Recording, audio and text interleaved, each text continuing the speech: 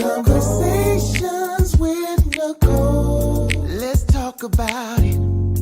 Tell me all about it. I'm here. I wanna know what's on your mind. Ooh, the world needs to hear from you, and I'm so glad to have a conversation to reach the nation. And it's all about you. We'll help each other to discover innovative ways to positively change the world. Let's talk about, let's talk about, yeah. Let's talk about conversations with Nicole.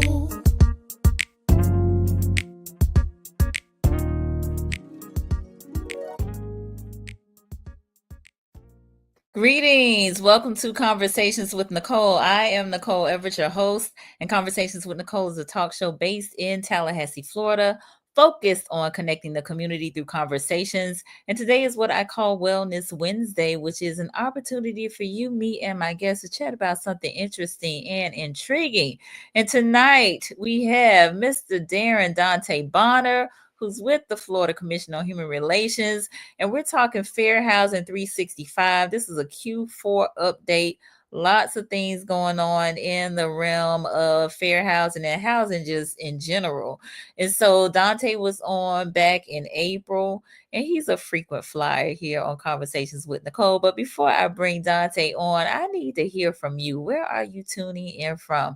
We are live on Facebook, on YouTube, and on LinkedIn, and your comments and questions are very much so welcome. I know fair housing is not necessarily a hot and sexy topic, but I think it's an important one, and one that if we are denied access to safe, decent, affordable housing or fair housing, we're not treated fairly in our search for housing, then it can be an important topic for us then, right? So I see a few of you are logged in, but not saying anything at this time, and that's okay. But hopefully you will share this with someone, like, tag, share it with a friend, let them know they need to be on here with us for this important conversation. So I am going to go ahead and share some of Mr. Dante Bonner's bio. Dante is a graduate of the Florida Agriculture and Mechanical University. Go Rattlers! The prestigious School of Business and Industry, just like me. And he got his BS degree in business administration.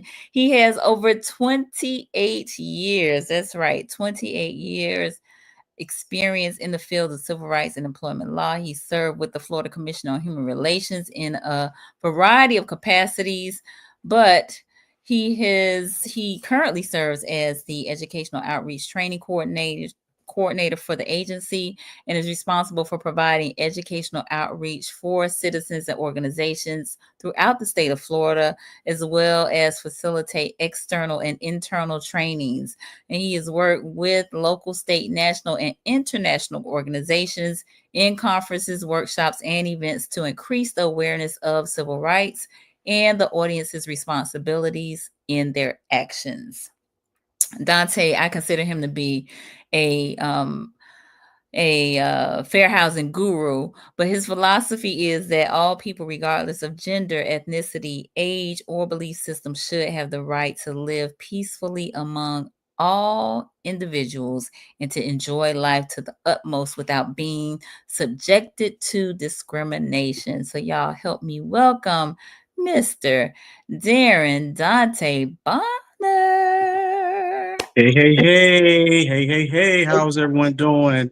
And to all my fam Ewans, happy post homecoming. I hope you recovered Yes, within this past weekend. it's Wednesday. Y'all got grace on Monday, but it's Wednesday, so y'all ought to be back in the flow by now. Okay? Well, some were hurting. Yeah, So based on some of the videos and the pictures I saw, I could tell they were hurting. yes, indeed. But thank you for having me back. Hey, family. Good to see everyone. Good to hear from you all. Absolutely. So Dante, please let the folks know who is Dante Bonner, not what you do, but who are you in your own words. Well, I am Dante Bonner. First of all, I am a Proud graduate of Florida A&M University, as Nicole has said. But most of all, I'm a bridge builder. I've traveled across the world growing up in the military, lived all over from Germany, Alaska, and all points in between. And my philosophy and concept is basically trying to get people connected to learn and to live in a community where every person is accepted and valued, and just doing my part to make sure everyone can have the most exquisite life they can, whatever that means to them. So I love people most of the time. No, but I love people, but most of all, to help people, to educate people on what their empowerment is. As I'm learning how to be more empowered, be able to share that. You can't keep it all to yourself. You got to share it all. Can't keep it all to yourself. Absolutely. You got to share it. All right. So again, welcome. So glad that you're here. We have several folks that have joined us. Warren K, good evening. Nicole, Everett, my sister. I'm in the doghouse with CWN. No, you're not. What you talking about? You good, Warren. Warren's here in Tallahassee. My mom and Caden, my nephew. Hey, Caden, who are tuning in down in Miami. Thank you for being here. Brother Quasi in Atlanta. Thank you for joining us. And Miss Karen Miller, the executive director of the Talent Parent. That's Lenders Consortium. my Thank you. auntie. Thank you for joining us, Karen. We appreciate you so much. All right. So, whew, fair housing 365. I think you coined that phrase, Dante, didn't you? Yeah, myself, along with Karen Miller and Mr. Tremaine Hughes, Okay. who was working with the city of Tallahassee at the time. Shout out. But yeah, that's a yeah. Shout out to Tremaine. Yeah, we coined that phrase, and the concept is very simple. As Nicole alluded to, Fair Housing Month, if you're familiar with it, is in the month of April, National Fair Housing Month, where we celebrate the Fair Housing Act and all the things that are coming fair housing. But what happens in the month of May? What happens in the month of July? What happens in the month of December? So fair housing is not just about a simple month. Right. Also, fair housing, when we're talking about 365 degrees, there are certain aspects that when you turn around, you're looking at different components, different prisms. If you have a crystal, every time you look at it, you see a different color, different array. And that's the kind of the concept. Karen Miller, who is the executive director, as you stated, of Tallahassee Lenders Consortium, she deals with the aspect as far as how to get a home, how to have affordable um, ability to be able to purchase homes. You have Nicole, who is an advocate working for other different housing providers as well, and other different capacities that encompasses fair housing. So it's not just one. So Right. I'll give you a simple example. If everyone just puts your hand in front of you, have a thumb, you have a finger, you have a middle finger, you have a ring finger, you have a pinky, but all of that makes a hand. So this is fair housing. So fair housing has different aspects of it, but without them, it's not complete. So that's what makes that 365 degree. So when you look at your hand, always think about fair housing 365. Dante is a master educator, boy, if I've ever heard one. Thank you, Mr. Dante. All right. So we got the rebirth of wisdom, which I think is Sophia in Lawrenceville, Georgia. Thank you for being here. And Miss Tracy Golay, who's here in Tallahassee. Thank you for being here, Tracy. So I like that breakdown of Fair Housing 365. Oh, and we got Karen here. Thank you for being here. Yes, 365. Look, she put the high five up. I love that. All right. Yes, Karen said absolutely. Karen Miller. So, fair housing. So, just quick and dirty. I mean, I know you have talked about this before. Quick and dirty. What is the act? And then we can jump into the protected classes and who was like the number one, which protected class gets the most complaints and that sort of thing. Well, we're going to start with our foundation, and then we're just going to build up. First of all, the Fair Housing Act was created April 11th, 1965. Basically, 7 days after the assassination of Dr. Martin Luther King. Uh, Interesting fact that the Fair Housing Act was actually in Congress 2 years prior to his assassination. And it was basically done to protect the rights of the disenfranchised And at that time, it was race, color, religion, and national origin. So when the law was enacted. Now, Fair Housing Act 1968 came 4 years after the Civil Rights Act of 1964. So this is during the time period when the country and the disenfranchised, those of the Black and brown communities and those of different religions and different genders, also saying, hey, it's time for us to be equally protected. And so that's how this right came to be. Now, in the 70s, gender or sex was added to that particular array as well. So you have race, gender, color, national origin, religion, familial status, which means persons with children under the age of 18, and disability, which are the protected classes. Interestingly enough, age is not a protected class. The part of the reason is the fact that there are exemptions. If people are familiar with 55 plus communities and housing with persons over the age of 62, as a result of age not being protected, we don't know why. I always tell your local legislature and ask them to work on that. Right. But they created communities where they can actually live without, as long as they're not being discriminatory against race and color in those particular areas. But the Fair Housing Act not just addressed the right to be able to buy a house, but also in terms of, are you being treated correctly for your renters? When you're going to the bank, are you getting a proper mortgage? Are you getting a mortgage? Are you being steered in a particular different place? Also, on the flip side, if you're trying to sell your home, is your house being appropriately appraised? So all of those different factors play a part in the Fair Housing Act, and that is what it is in its foundation. Okay, very good. So, and your office handles complaints, right? Yes. So the Florida Commission on Human Relations, we are the only state agency that enforces not only the Civil Rights Act of 1968, Fair Housing Act, but also our state equivalent, which is the Florida Statute, Chapter 760. So basically, we are the state version of HUD, which enforces the federal Fair Housing Act. Now, everybody knows that the government is currently shut down. We're in our third week. Fortunately, as a state agency, we are still open for business. Unfortunately, our goal is to run ourselves out of business. But as I say, as long as there's 2 or 3 people, there will always be complaints. So basically, we operate on the state level, but we also have the federal authority as well. So if a complaint is filed with us, not only your federal rights are protected, but your state rights are protected. And when we say federal and state rights, those are just fancy terms. So if you ever go to court, you have an option to go to federal court or state court. But our job as an agency is we handle complaints saying, I feel like I was treated differently because of who I am, because of my protected class, because of my disability, because of my race, because of my gender, because of my familial status, because of my disability, all those type of things. And our agency, we do the investigation to determine, were you actually harmed because of those reasons and those reasons alone? Not because somebody just didn't like you, not just because they were being unscrupulous. And one of the biggest challenges when a complaint is filed is it's not an issue of whether you were done wrong. The majority of the time, you would not be filing with the Florida Commission unless something has actually happened. You just didn't wake up one morning and say, you know what, I got nothing to do today. Let me file a complaint.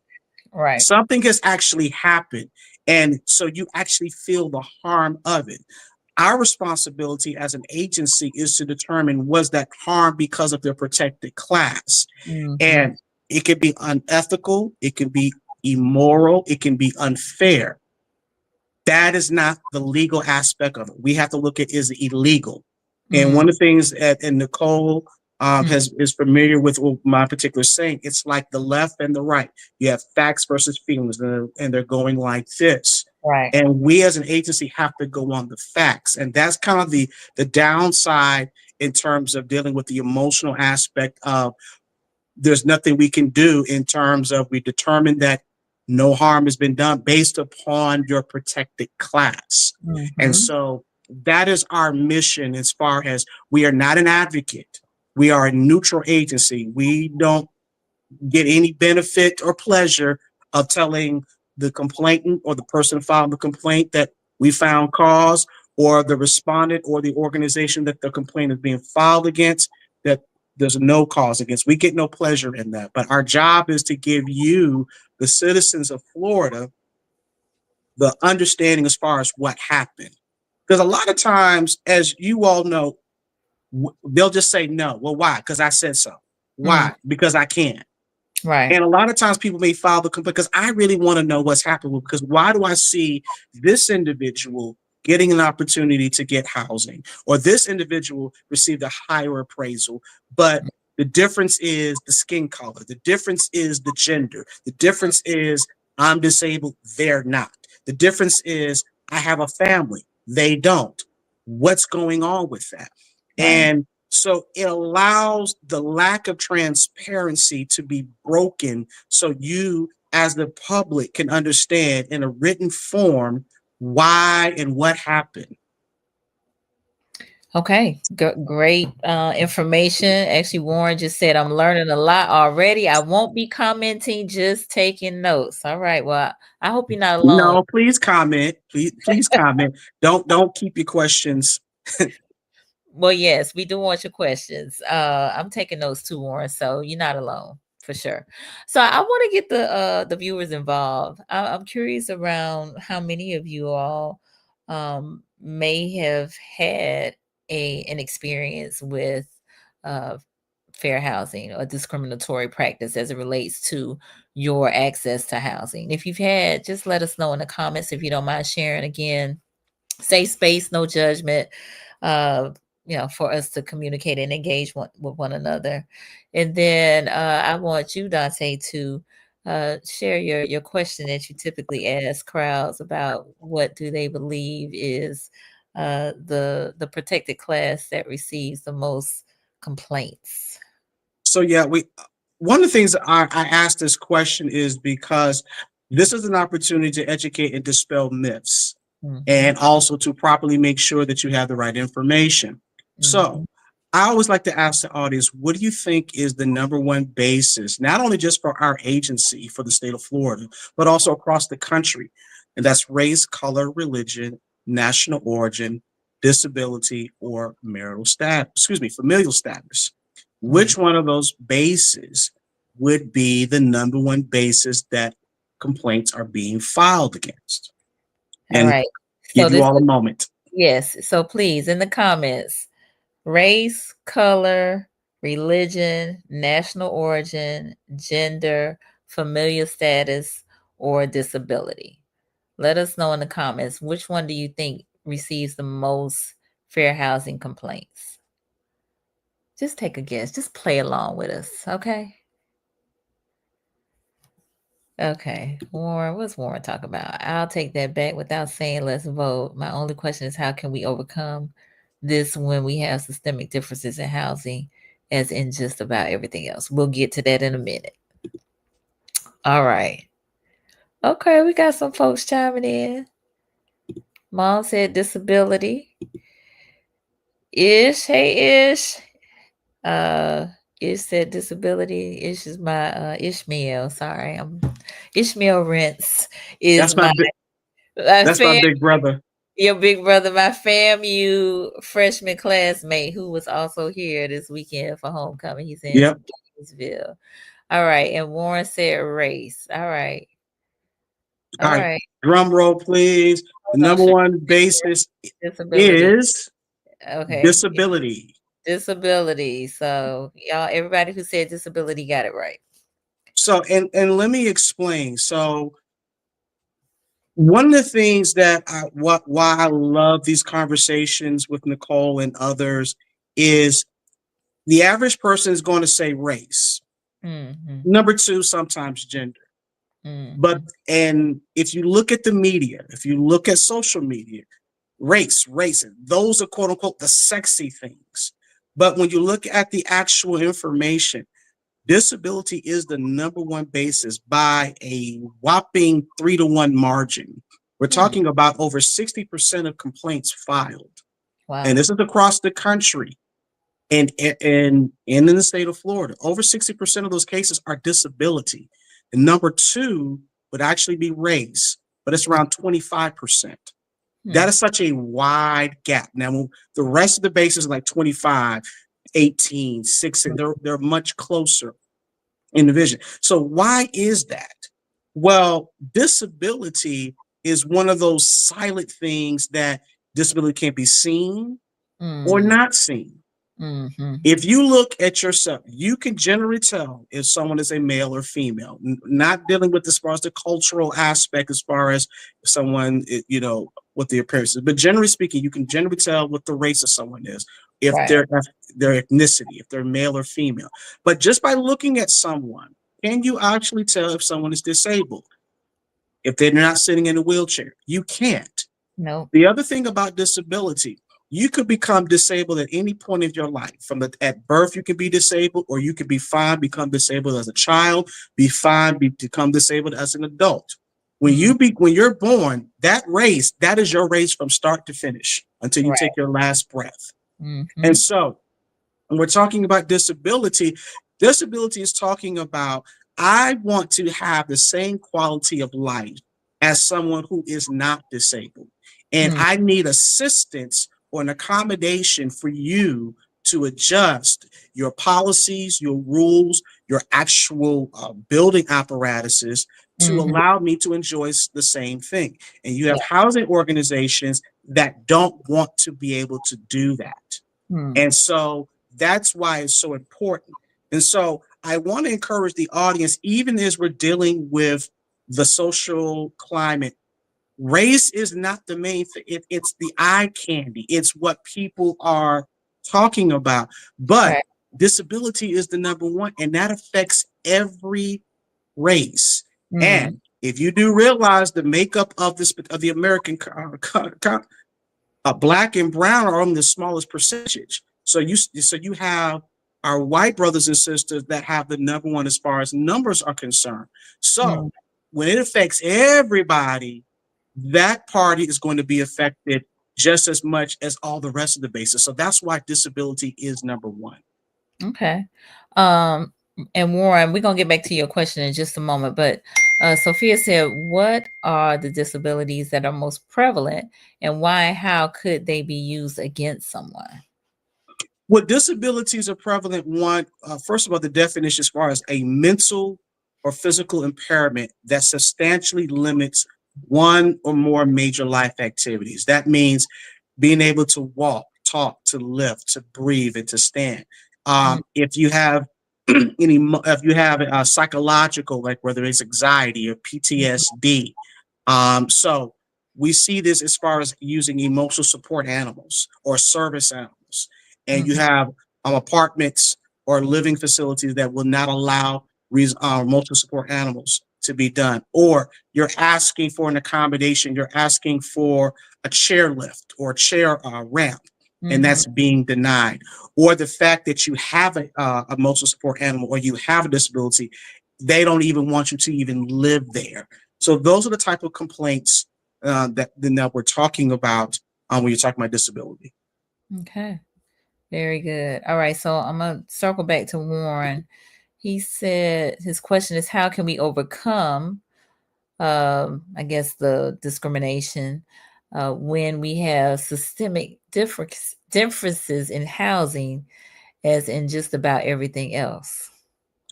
Well, it goes back to, and this is, and I want to make sure I am politically correct. Mm-hmm. The reason why it's called Fair Housing 365 is various different aspects on what you allow for housing. The Mm-hmm. political aspect is a component.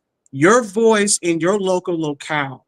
Are you paying attention to what your political leaders are doing in your county, in your city, in your Right. state? They Mm-hmm. make the zoning laws. The zoning laws will either benefit one and may not benefit the other. And when you allow that to happen over a certain period of time, Mm. then when people are now awakened to the fact that, hey, I'm restricted, and now you have to fight back what has already been in place for 10, 20, maybe even 50 years.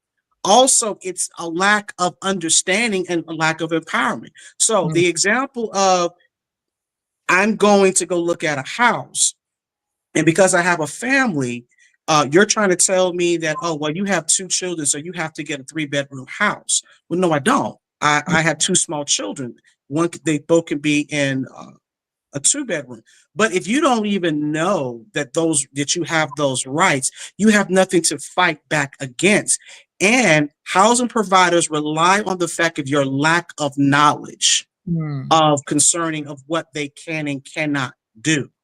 And they're basically saying, try me, I bet you. And so if once a complaint is filed, then it's like, oh, wait a minute, this is what's going on. mm, Now, you're talking about the systemic aspect. The systemic has been going on because it has not been challenged, it's not been pushed. Because mm, contrary to popular belief, the law is still there. Outside of what we're seeing again in the media and what's going on in the national news, particularly here in the state of Florida, the state mm. law is still applicable. There are still case law that support the rights of the individual concerning fair housing, so long as the facts are there. Again, it has to be based upon your protected class. And basically, beating this back is basically like when Nicole and I were talking prior to that, we were talking about our grandparents' upbringing out of Mississippi and Georgia. I remember when my grandmother went to go to the ice box to Mm, grab some ice, mhm, and she had an ice pick, and to get some ice in her glass, she had to chip it away. And mhm. that's how you're going to beat systemic racism. We kind of have this mentality of we want to do a one big shot, boom, it stops, everything is free, ticket tape parade. It doesn't work like that. It And never has. If you go all the way back to the end of the Civil War, the Reconstruction period, then after the Reconstruction period, then there was an attack on the rights of individuals, putting laws in place, even as far as going to the Supreme Court case, Plessy versus Ferguson, where mm, separate but equal was the actual law of the land. And it took years for another law to repeal that. So there's always been this pendulum back and forth. It's always been steps. It's always been a process. It has not been a sprint. And I right. think a lot of times we as a community who sometimes feel marginalized, that we may get one shot, but the second shot didn't hit. So then we want to throw up our hands. Or if we file a complaint, it's taking too long. We have to have the perseverance to be able to see things through, to be able to make some type of impact. The laws that we enforce right now, I just stated before, that Housing Act was in Congress for 2 years Yeah. before it got passed. But Sound the like people didn't give up on look, that. it sound like emancipation. Anyway, so Enigma Sep has joined us. He said, "Welcome to the Salt and Pepper co-worker, Emmanuel." All right. E, Right. He is a mess. And Sophia said, "This capitalistic society profits off ignorance." Amen. Bingo. All right. Warren, number one, we even perish in housing for lack of knowledge. Number two, I have to study to show myself approved to win. Number three, I'm going to get me an ice pick. Okay. all right. All right. Go ahead. What you got? Well, one of the things that I really like to encourage the listeners is the fact of, if this is a marathon. And Mm, first of all, you have rights. mm, Um, I was listening to a program, and they were talking about the government shutdown. And one of the things that the analysts were kind of saying is individuals need to understand that you actually have power, mm. but do you actually believe that you have power? That The part. example that I want to use is the fact of every one of us has a gun in our hands. But do Mm, you understand that you have a gun, that it has bullets in it that you can actually use? Or are you just going to just let it be in your hand and say, oh, well, while the other people are aware of the fact that you have a gun? And mm, they're not scared because you're not going to use it. So mm, whatever mechanism, whatever gun that is for you, whether it's going to the voting box, whether it's going to your representative, whether it's filing a complaint, whether it's being educated, watching the conversation with Nicole so you can be empowered, on those particular things. It is just so important. And while I'm talking about that, when we're Mm. talking about being educated, make sure that you're being educated from reputable information. Yes. Anybody can get on social media, can get on the news and spout out an opinion, and then people have a following. But Right. what's their background? Mm. Do they have experience in it, or are they coming from a personal experience? Everybody has an opinion, but does that actually mean that it's reputable? Our Right. agency, we are backed by federal law. We are backed by state law. We Mm. have to show ourselves approved to make sure that the work and the investigations that are being done are quality, because you may want to take that to court. It's got to be able to stand. So do Mm. you understand your part to get the information that is needed? And you Yeah. don't have to do it by yourself. So whatever philosophy that you fall upon, find something that's going to echo your particular sentiments, whatever the aisle, whatever the situation that you believe in, and then work from there and understand this is a marathon, not a sprint. All right, very good. All right, April said, I said it before and I'll say it again. Dante knows his stuff. Yes, Hey, he April from Charlotte, North Carolina. yes, he does. Thank you, April. So we are a little more than halfway through our conversation. So for those of you who may be just tuning in, I am on Mr. Darren Dante Bonner, who is with the Florida Commission on Human Relations, and we are talking Fair Housing 365, a Q4 update. All right, so we got all of the history stuff out the way. And so now let's talk about kind of what's going on right now, because that's what I want to get to. What is happening, Dante? Give us the 411. All right. So for those that have not necessarily listening to the news or anything on those particular lines, the rights of individuals are being challenged. I'm not going to say taken away, but they are being challenged because the laws are still in place. Depending upon how you interpret it, is basically what we're looking at. And particularly when we're talking about fair housing, the main arm, which is the Housing Urban Development, also known as HUD, they've been severely hampered. I'm going to say over 40% of the office have been laid off. Now, other state agents, other federal agencies as well have been laid off for various different reasons. We're not talking about that, but we're talking about as far as HUD. So what does that actually mean? So that means that all of the services that HUD has provided, housing vouchers, counseling, Mm. grants, investigations, because they do investigation, that means it's now the resources have now been constrained. So Wow. if you thought is going to take you 30 minutes to get someone on the phone, it may now take you an hour. Or if you're trying to get some information as far as your housing voucher, it may take longer because there are now less resources. Doesn't mean that the law has changed. It just means that the physical resources have now been hampered. Also, all of the agencies, we're being told to make sure we're following the letter of the law. Because of the administration, we have to make sure we're lining up to what is being actually stated to make sure we're in compliance. So you have all those particular things going on. But Yeah. I have good news for those that are in the state of Florida. The state law is still alive and well. Okay. Even though the government is shut down, again, as I stated, on the federal level, the state law, the state government is still working on behalf of the people, not advocates. I Mm-hmm. guess repeat, we're not advocates, but the rights of individuals are still being adhered to and protected as long as the facts are there. But yeah, we have some challenges going on the federal level. But Yeah. as a state agency, we are fortunate here in Florida to have an agency such as the Florida Commission on Human Relations to be able to do the work on that particular level, because every state does not have a state agency. You Mm-hmm. have some states that they can only file with the federal government. And now that the federal government is shut down, they are hampered there because there's time frames that must be adhered to. They're not Right. going to say, "Oh, the government's closed, so we'll give you some extra time." They're not going to look at it like that. Mm-hmm. But here in the state of Florida, we have this wonderful resource to be able to use to help the citizens of Florida to determine whether or not your rights were or were not affected. That's one of the main things that is dealing. But the other thing that, again, I like to cut through the noise. The law is still there. We as an agency, we are an investigatory agency. We're not judicial.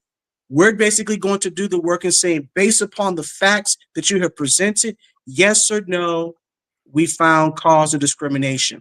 Now, you got to take it to the court level. That's a whole nother different area.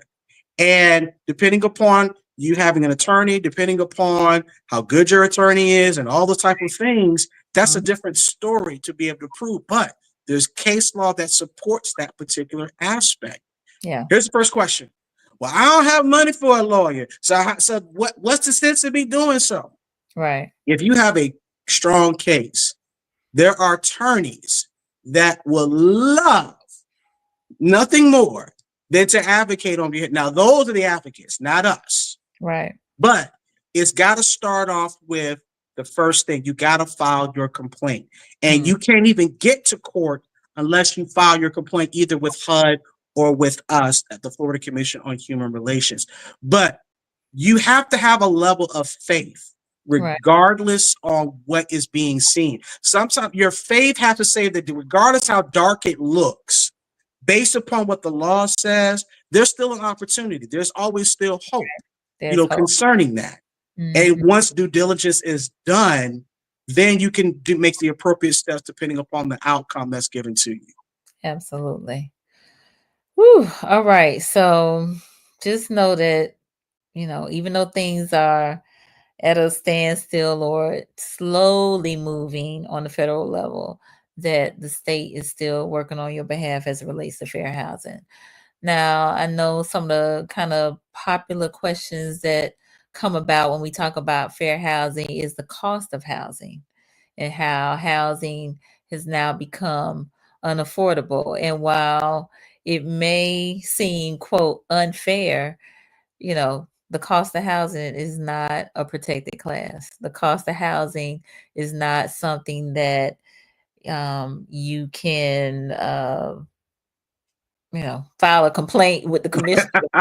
Everybody, look, we probably shut down just for overkill. Here's the part that we're talking about: affordable housing. And affordable housing and fair housing, they run parallel. Right. What I tell people is, if you're complaining about the rent is too high or the cost of this house is too high, just on that by itself, that's dealing with affordability. If you're talking about they're charging Nicole $1,500, but they're charging me $3,000 because she's a woman, then now we're in a different conversation. Well, what does that look like when you're going and looking for an apartment? It's a 2-bedroom, 1-bath house. Why are they charging Nicole one price and me another? Well, how do I know that? Well, I called my homegirl and she called up there to inquire about how much it costs, and they gave her a different price than they gave me. Well, there you go. That's how that looks. Right. Also, well, I don't want to sell my house to someone with families. I'm looking for someone, with kids. Now, what does it matter? You're selling the house, but you're now being discriminatory concerning that. So those are the type of things and apparatuses that we're looking at in terms of it. The other thing about affordable housing is I need I need your listeners to understand that it is time for us to think out of the box. The traditional, let me save my money, put 10% down, 5% down, that is going to be gone just because of supply and demand. Because when the pandemic came, it shifted the whole access concerning fair housing. Yeah. You had investors buying houses, and now they're trying to make profit. During the pandemic, the interest rate dropped so low. If you refinance, you have a 4.32, 1% mortgage.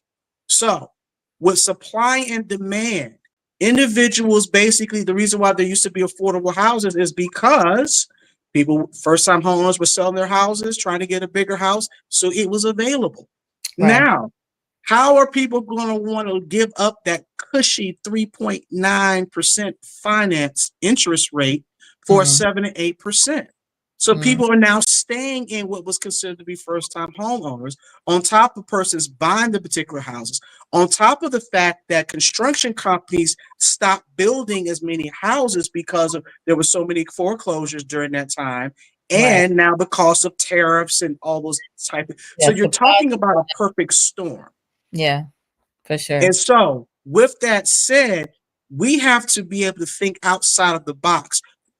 Karen Miller, again, with the Tallahassee Lenders Consortium, have a concept called the Community Land Trust, which is something that's a new concept. I'm not an expert. I'm not even going to begin to go into the detail, but it's Right. basically the Community Land Trust owns the land. You get equity in the house. When you're able to, you can take some of the equity out of the house, purchase your next house, allows it for somebody else. And that's a house, not an apartment, because Right. we're also got to make sure affordable housing is not just apartments. It's shifting to that. The other thing that I want to introduce to the listening audience is this past legislative session, the legislature enacted a Senate bill called Yes in God's Backyard. And that is a law, basically faith-based organizations that own land can actually build affordable housing on their property without having to go through the restrictive zoning. Okay. I wasn't aware of that one. So at the Florida Housing Coalition, that was passed up, they a bit more in detail. Okay. So it basically works about local flexibility, and it's not required. Now, they're encouraging your local representatives, whether city or county, to be a part of that to make it strong because it's just coming out. So everyone is not aware of it. Everyone is being introduced. They're trying to learn it. And that was sponsored under the Florida Housing Coalition. And so Okay. one of the reasons why I have to be aware of it is because discriminatory practices. If you're trying to say, well, these people can do it and these can't, then now we're going to take a look as to why is that the case. So Right. I don't get into the wheels of how it works, but to make people aware, that is another aspect of affordable housing. That's going to involve renters. That's going to involve realtors. It's going to involve bankers. It's going to be houses of worship. They have particular land. And to Right. be able to work together concerning it. So if you're not familiar with that, go to the Florida Housing Coalition website, look up the law, Yes in God's Backyard. If you're not in the state of Florida, for those listeners outside of the state of Florida, for Nicole's viewership, you may want to find if there's anything similar to that. But this was just passed here this past with an operation in July 1st. So Right. if you have a builder that can get connected to a place of worship, and it's any place of worship, it's not Christian, it's not Islam, it's not Jewish, it's not restricted to any religion as long as it's a house of worship. And again, you would need to go to them to get all the particular details. But Okay. that's another aspect of affordable housing that we have to change our mindset. Right. If a wall is put in front of you, are you just going to just stand there and complain about the wall being there? Or are you going to look for a way to go to the left, to the right, above, underneath? But that means you're going to take work. That means you're going to take tenacity to do Right. those things. And as our agency, the Florida Commission, we're just standing by in the event that something nefarious or scrupulous or something shady, depending upon, I'm hitting all different intellectual aspects. Because of who you are, that's Right. when we will step in to determine whether or not were your housing rights invaded. Well, I Right. already have a house. Why did it? Well, guess what? You got a cousin, you got an auntie, you got a sister, you got godchildren, you Right. got your church members, you got your frat brothers, your sorority sisters. They all need this particular information. They The do. reason why it is so important, we have to get back to community to share this particular information, because it is sad to be able to tell someone that we can't investigate your complaint because I didn't know anything about you, but the time has elapsed. But your homegirl knew all about, well, I thought you knew, I would just say, and you hear you complain and lament about they treated me wrong. I couldn't get someplace else like that. We have to build community and to be able to share this particular information because one person doesn't have it all. So when you have these opportunities to get this information, tell someone about it, encourage someone about it. Again, my agency, we don't want to be in business for the sake of non-discriminatory. Let me be very clear. We want to be in business because we need to check. If we're Right. out of business, it's because discrimination has been eliminated. That's Mm. the only reason why I want to let me be very clear on that. But honestly, the rights of individuals are there. Don't lose hope. Don't say, oh, well. You have to pick up and fight to be able to see whether or not something has or has not taken place. Whew. Again, you have said a whole lot, Mr. Dante. Lisa Herring Jones has joined us. Thank you for being here, Lisa. So, again, I mean, we really are just kind of scratching the surface because there's really still a lot to this. But you have definitely shed some light on some new policy in Florida that I definitely was not aware of. I want to bring our attention to something that I think is popular, and that is the use of service animals and emotional support animals as it relates to housing.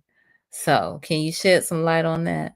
Well, first, I want to ask the listening audience: are service animals and merciful animals the same? Yes or no? Good question. Good question. So in the comments, let us know, are service animals and emotional support animals the same? Sophia said, like and share this video. Yes, tell them, Sophia, because y'all know I'm real humble. Marcus, Boston, and Tampa just joined us. Thank you for being here. And Reexifer, I don't know who this is, but hey, thank you for being here. I think I know who that is. I think that's Tehran out of Madison.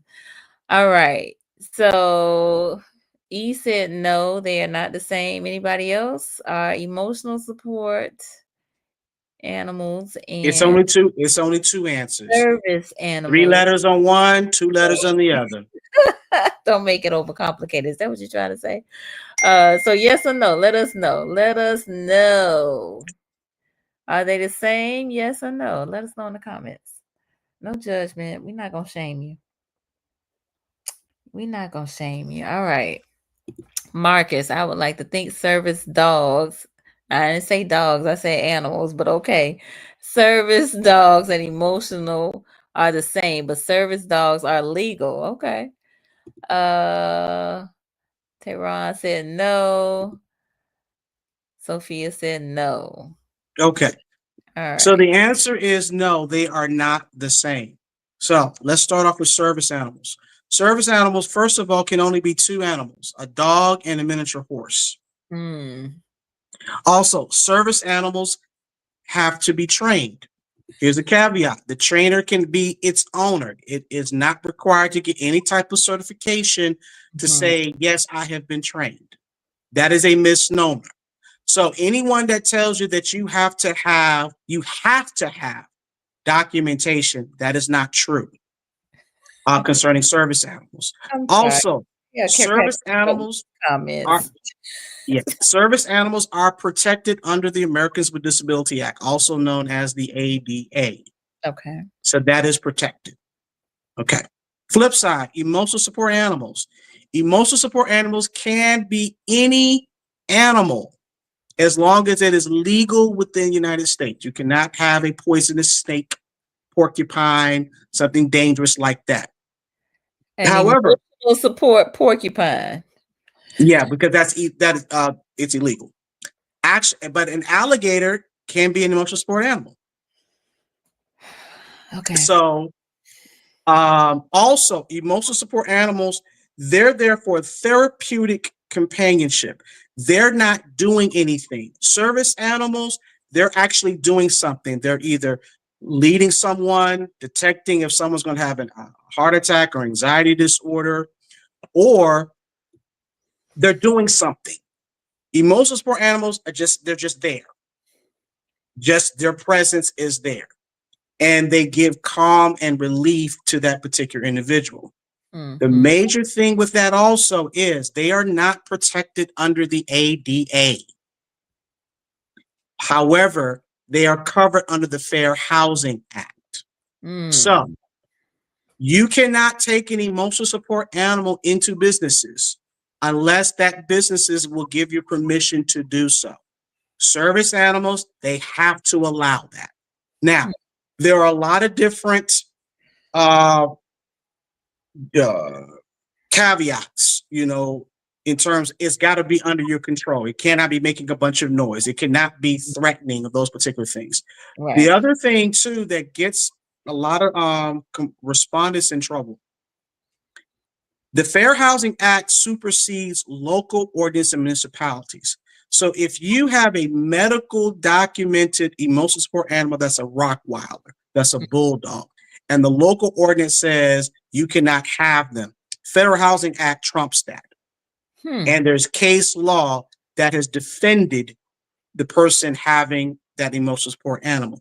Now, when I said they don't have to have documentation as far as a service animal, as far as you don't have the certification, you do have to have certification in terms of saying that, yes, you actually have a service animal from a medical provider that is treating your medical position, Condition. medical condition, excuse me.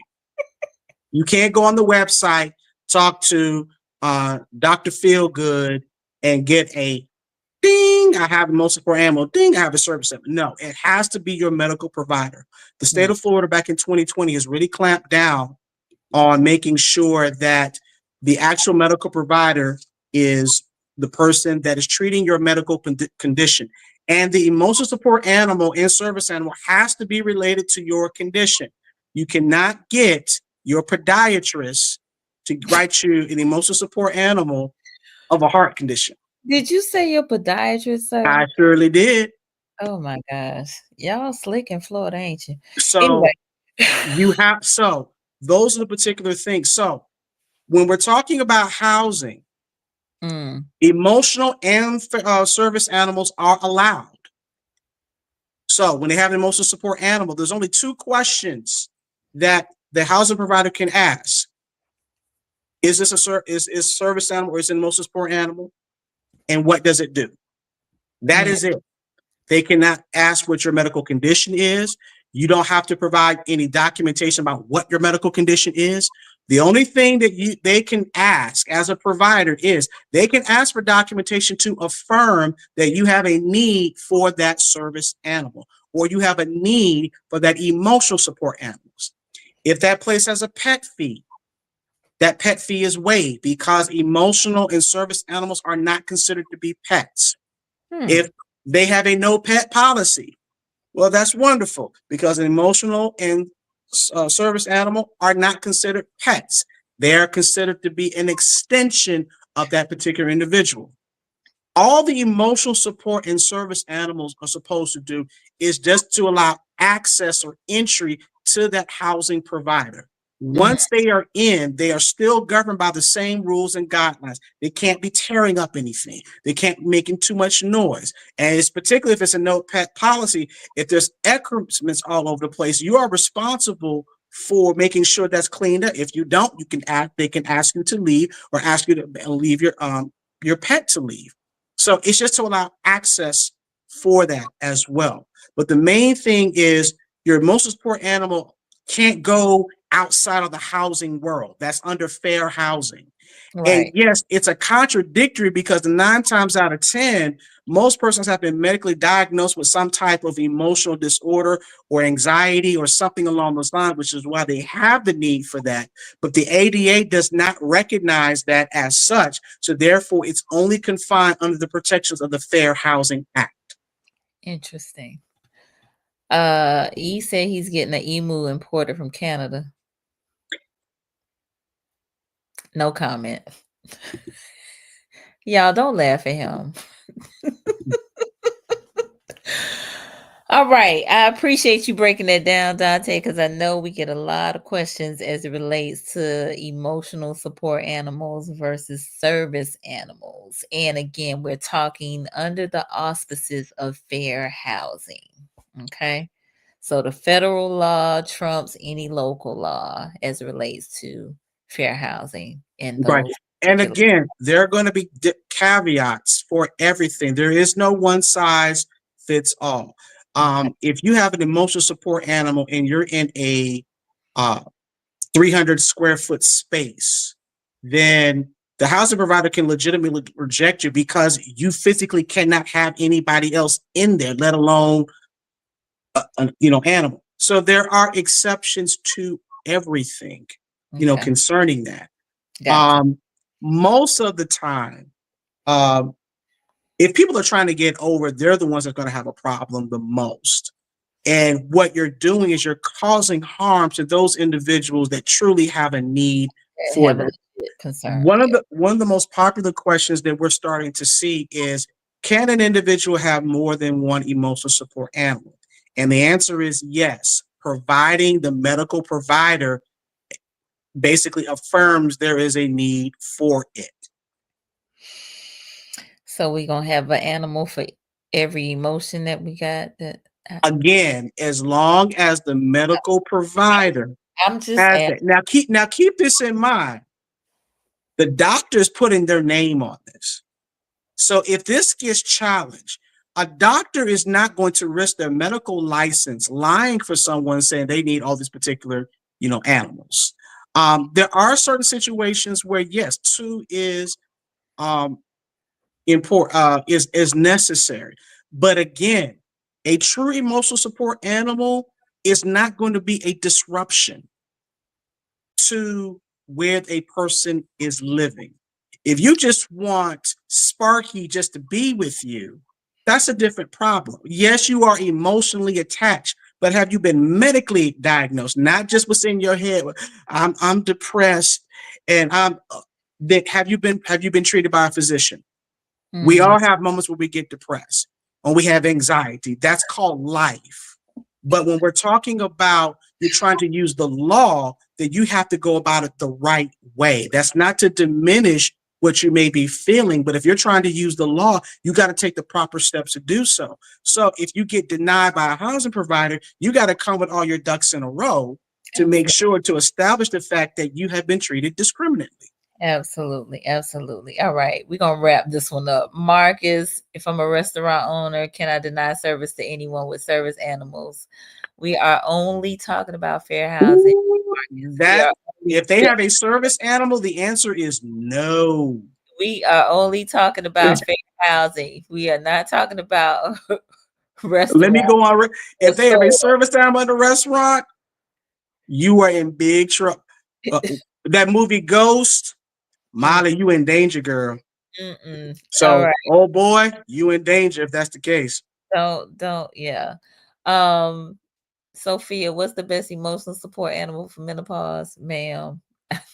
We don't have that answer. Talk to your doctor. It's a different show. That's another show altogether. All right.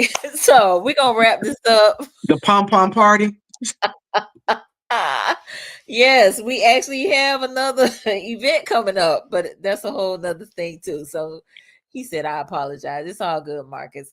We had to We family. We all family. We all family. We had to lighten the load a little bit. All right, Dante, please give some closing remarks and tell the people how they can connect with you. Let me encourage everyone. All is not lost. I know what's going on the federal level, but on the state level, we are alive and well. Our rights are being protected under the state law as well as the federal law as well. The Florida Commission of Human Relations is still investigating complaints of discrimination, particularly in fair housing. There are other areas, but we won't discuss that at this particular time. And if you feel like you've been discriminated against, you can contact our office. Our website is fchr.myflorida.com. Or as you can see on the reader, you can contact me directly and I can direct you to the appropriate place. But I don't want people to lose heart on what's going on. Things that may be challenged, don't get caught up into what you see on the news cycle. Don't get caught up in what you see in the news articles concerning about what's going on. Every case is different. And your case can still be the one that says, yes, I was treated differently because of my protected class. And again, the number one basis is not race. The number one basis is not gender. It is disability. And ladies and gentlemen, you can be discriminated against for multiple basis. But I just want to encourage you not to lose heart concerning that. If you feel like you've been harmed, talk to someone and file a complaint. I always say it's easier to file a complaint and find out they're just bad management. And unfortunately, you were on the wrong end of it. Or there's something actually there. But you're not going to know unless you file the complaint. So don't lose heart. Your rights are still protected, regardless of what may be seen with your eyes, but knowing that there is laws that are there to protect you. All right, very good. So definitely connect with Dante if you think you may have an issue here in the state of Florida, or if you know someone that might have a fair housing claim that they might be able to make. Dante, thank you so much for being my guest. I appreciate you so much. If you all found this to be helpful, please let us know in the comments. Your hearts, your thumbs up, your likes, your words are definitely appreciated. I definitely want to invite those of you who may be new to the platform to subscribe to Conversations with Nicole. We are here on YouTube, on Facebook every Monday and Wednesday at 8:30 p.m. Primarily focus on mental health and wellness in Black and Brown communities, but sometimes we talk about, things like fair housing, because that absolutely will affect your mental health if you going through a fair housing issue, right? So Absolutely. yeah, so again, thank y'all for your engagement tonight. Quite a few people are chiming in. Dante for president. Oh my goodness, here we go. Oh my gosh, that's funny. Yes. Look, Marcus, Poom Poom Party. Yes, Poom Poom Party. Enigma, great job. Dante. Pass the offering plate. Yes, tell him, And, Sophia. and then give it to Nicole so she can project her voice even more so. Thank you. Karen, thank you both. You're welcome. Karen Miller, great show as always. Dante, great job. Thank you. All right, my mom, it was very helpful to all. Thank you, Ma. And Ish, great info, sis, and baby bro. Thank you, Ish. All right, good people. You all be safe out there. Have a great weekend, and hopefully we'll see y'all next week. All right. Peace.